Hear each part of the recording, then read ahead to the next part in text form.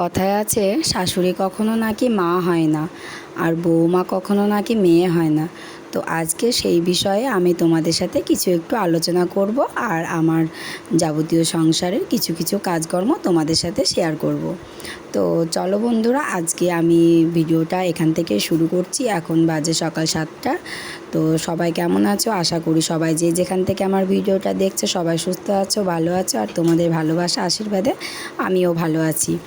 তো আজকে ব্লগটা এখান থেকে শুরু করছি, কারণ মনে হলো যে আজকে মার ব্যাপারে কিছু কথা বলি আর আমার ব্যাপারে তোমাদের কিছু কথা বলি।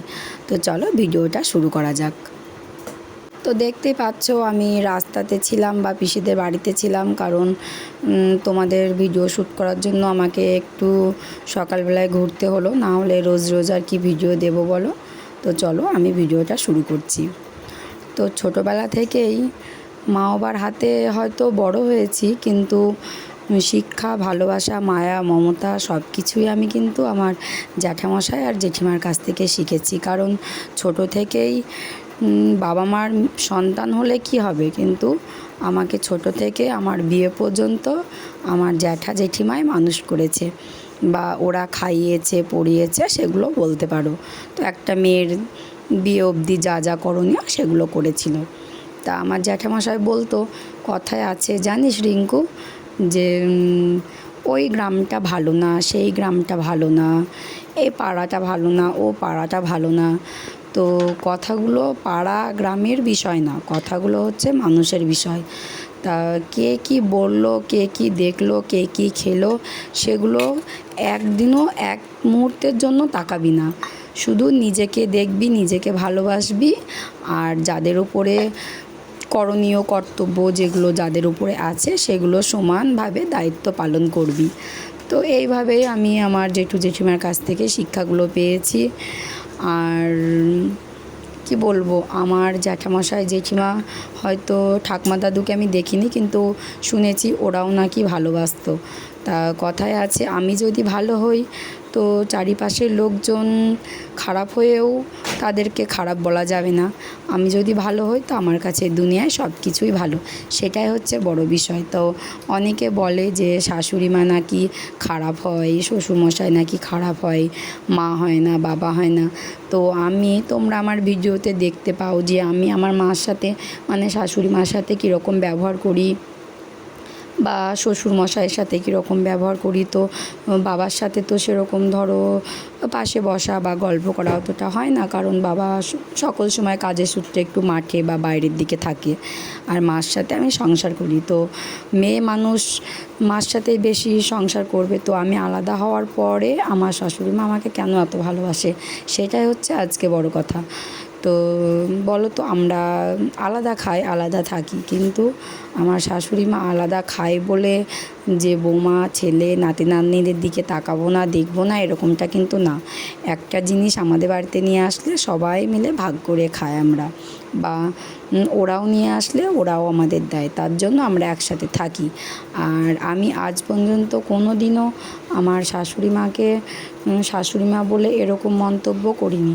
হয়তো ঘটি বাটি কথাতে আছে, ঘটি বাটি একসাথে থাকলে নাকি ঠোকাঠুকি হয়। তা আমার সাথে মার সাথেও হয়তো কোনো সময় একটু যদি রাগারাগি হয়ে থাকে, তো কি বলবো, তখনই মা আমাকে রিঙ্কু কোথায় গেল বলে খোঁজ করে, আমিও মা মা করে কি বলবো চিৎকার করতে থাকি।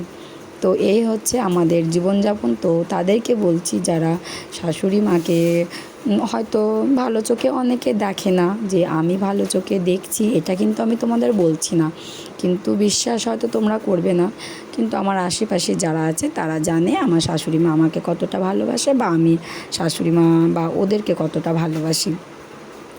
তো তোমরা দেখো ভিডিওটা সম্পূর্ণ যদি দেখতে থাকো তাহলে বুঝতে পারবে। সকালবেলায় কি বলো তো, আজকে কেন এতগুলো কথা বললাম। সকালবেলায় মা বলো তো, আমার মেয়ের স্কুল থাকে, ছেলেকে খাওয়ানো থাকে, তাই অত বেশি কাজকর্ম আমি করতে পারি না। কিন্তু মা সকালবেলায় বাবাকে, ভাইকে, তোমাদের দাদা ভাইকে সবাইকে চা করে দেয়, তারপর বাসন টাসন সমস্ত কাজকর্ম সেরে মা চা করে, আমি তখন মা আর আমি একসাথে খাই। তো তো আজকে আমি মার কাজ করে উঠে আসার পরে মার কাছে বাবুকে দিলাম, দিয়ে বললাম তুমি নিয়ে বসো, আমি একটু কাজ সেরে আসি। তো কাজ সারতে গেলাম, মা চা করেছে, তো আমি চাটা না খেয়ে চলে গেলাম বলে মা চাটা না খেয়ে ঢেকে রেখেছে। তো আমি এসে বলছি, মা তুমি চাটা খাওনি কেন? মা বলছে তুমি না খেয়ে চলে গেলে। তো তখন মনে মনে ভাবলাম, না সত্যি আমার যদি কোনো দিন কিছু ভুল হওয়ার থাকে বা করে থাকি, তাহলে আমার শুধরে নেওয়া দরকার। কারণ আমি বৌমা, আমি চাটা খাইনি বলে মা চাটা না খেয়ে ঢেকে রেখেছে যে আমার সাথে একসাথে খাবে। তাহলে তোমরাই বলো, দুনিয়া খারাপ না গ্রাম খারাপ না বাড়ি খারাপ, খারাপ ভালো মন্দ সব কিছুই নিজের কাছে। তো অনেক বকবক করে ফেললাম নিজের ব্যাপারে। তো কি বলবো, দেখো বকবক করতে করতে তোমরা আবার তখন রেগে যাবে, আর বকবক করছি না। আমি লম্বা লিস্ট তোমাদের দেখালাম, তোমরা ভিডিওতে দেখলে। আর এই যে দেখো একটা কোটোর মুটকি ফেটে গেছিলো, তো আমি কাগজ দিয়ে আটকে দিলাম, না হলে কিছু করার নেই। সেই পূজার সময় ছাড়া আর কোটো কাটা কিছু কেনা যাবে না।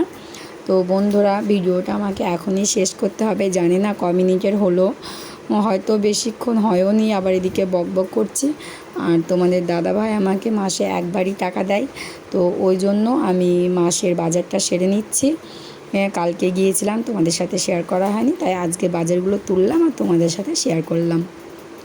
তো দেখো আমি একটা চা পাতা খুলছি, টুকিটাকি জিনিসগুলো আমার কৌটোতে পোড়া হয়ে গেল। আর এদিকে সাবান আর নারকেল তেল আছে, যেহেতু সাবান ছিল তাও আমি নিয়ে আসলাম। তোমাদের দাদাভাই বললো থাক, আছে কি নাই আমি দেখবো না, তোমাকে এইভাবেই মাসটাকে চালাতে হবে। তো আমি সেইভাবেই মাসটাকে চালানোর চেষ্টা করছি। আর আমার মাসে ঠিক কত টাকা লাগে বা কত টাকা খরচ হয় মেয়ের পিছনে, ছেলের পিছনে, আমার সংসারের পিছনে, আর কতটুকু আমি জমিয়ে রাখি, সেই ভিডিওটা আমি একদিন তোমাদের সাথে খুব তাড়াতাড়ি শেয়ার করব। তো রোজই ভাবি কিছু না কিছু একটা শেয়ার করব। তো রাত্রে ভাবি যে আগামীকাল কি ভিডিও দেব, তো কিছু না কিছু একটা ভিডিও তোমাদের সাথে আমি নিয়ে চলে আসি। তো দেখো আগেকার চিনি ছিল, সেই চিনিটা আমি অন্য কৌটোতে ঢেলে রাখলাম, কারণ ওটা থেকে মেয়ে সকল সময় খায়। তো ওই জন্য এই চিনিটা আলাদা করে রেখে দিচ্ছি, কারণ বাড়িতে লোকজন কেউ আসলে তখন চা করা হয়। আর বলো তো কি, সকল সময় যে জিনিসটা ব্যবহার করা হয় সেই জিনিসটা মানুষকে না দেওয়াই ভালো। কারণ মেয়ে তো বলো, ছোট বাচ্চা কখন কিভাবে খায় তো ঠিক থাকে না। আর আমার মেয়ে একটু চিনিটা বেশি পরিমাণেই খায়, নিষেধ করলেও খায়। তো দেখো কৌটোর মূর্তিটা আমি পাল্টিয়ে ফেলেছিলাম।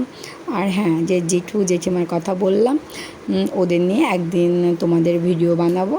তো 15ই আগস্ট আমার দাদার ছেলের অন্নপ্রাশন, সরি ভুল হয়ে গেছে, অন্নপ্রাশন না, মানে 5 বছরের জন্মদিন। তো আমি সেই দিনকে ভেবেছি তোমাদের সাথে শেয়ার করব। তো চলো এখন ভিডিওটা আমি এখানে শেষ করছি। টাটা, বাই বাই, ততক্ষণে সবাই সুস্থ থেকো, ভালো থেকো, দেখা হবে আবার আগামী ভিডিওতে। চলো টাটা।